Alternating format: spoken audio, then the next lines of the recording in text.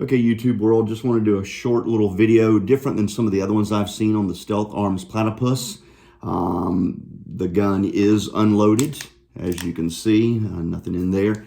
Some of the other YouTubers that are very good at gun reviews are not in any danger of losing views to me, but I wanted to do something a little bit different than what I've seen them do, and by comparison to some other firearms. Do want to let you know that any firearm I do mention in here in this video, I do like and love and own or have owned. And so I guess you could say I know what I'm talking about in that aspect. But I've heard various people talk about the fit and finish of the gun. It does have a very good frame to slide fit. There is no movement. How would I compare this gun to some of the others? It's better than something like a SIG 320 X5.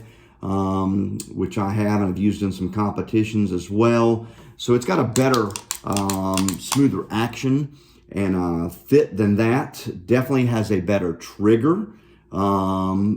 This one, actually, I got the competition version because I'm going to use this gun for some indoor matches. Hence, that's why I put the optic on it. My trigger has come in at about 1.5 pounds. I know they advertise their competition gun coming at 2.5 to 3, but this is in between 1.5 pounds and 1.75 pounds. I'm very happy and pleased with that. As I've said, I'm going to use this for indoor competition. I've done a couple other things here. I will mention this perhaps in another video. This gun, as far as the shooting, very happy with the trigger. The way I have said to others about the recoil is that it's very snappy feeling. And what I mean by snappy, with it being an aluminum frame and still slide, it's different than when you take a polymer gun. One of the other indoor guns that I shoot in competitions is a Shadow Systems XR920. And that to me seems like it has a little less perceived recoil. Now, when you watch it video, and look at the recoil, you don't see hardly any on this gun at all. I'm going to try to merge a video in, if I can figure out how to do that, at the end of me just shooting 5 rounds at pretty quick cadence. But to me, the look and the feel, it seems a little bit different. So I've done some different things to help control that. I'll probably mention that in another video, as I've said. But comparing this to other guns, it's not going to be as high dollar as something like a Masterpiece Arms or Atlas as well. This is a little smoother than that. Trigger is a little better than the Stealth Arms Platypus, but for the money, you can't beat it. This one came in just above $1,700 for the features that I had put on this gun. I bought this to replace my Staccato C2, and I'm going to be honest with you, because I love the C2 and I trusted my life with it. This gun's slide to frame fit is better than the C2.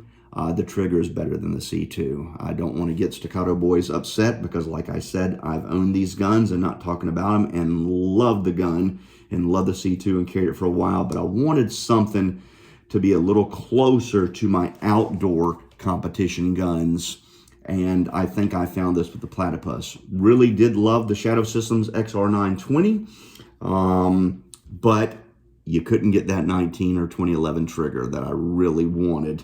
And I figured for the indoor competitions, I needed something as close as possible without going to a Commander version of this Masterpiece Arms DS9 hybrid. Didn't want to necessarily do that. I loved the thin grip on this. And you can just really wrap your hands around it. And love the aspect of the Glock magazines as well. So comparing it to some of the other guns, as I've mentioned, I would say it's a smoother fit than even like the Shadow 2. I had the Shadow 2 Orange that I shot for thousands of rounds in outdoor competitions. I would say the fit is better than that.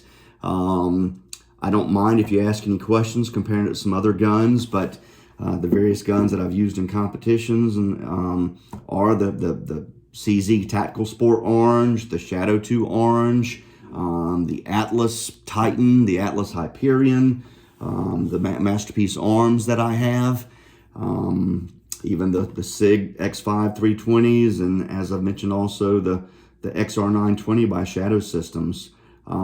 Outside of the higher 2011 guns, or 1911 because double stacks that you have, this is about as good as it gets. I would say even a better frame to slide fit than the Springfield Prodigy that I owned as well. As I've mentioned, I liked all those other guns and have nothing bad to say about them. They all have pros and cons, but very happy with this Stealth Arms Platypus. Not going too much into detail like some of the other YouTubers, but I just wanted to compare what I felt, what I've seen thus far. It has been flawless. Just over 500 rounds so far, and even from day one, shot my reloads, which I'm very happy with. If a gun does not shoot my reloads, it's not a keeper. Feel free to ask any questions, and I will try to check in. I'm not as busy as some of these other guys with their videos, but I hope this has been a help to you.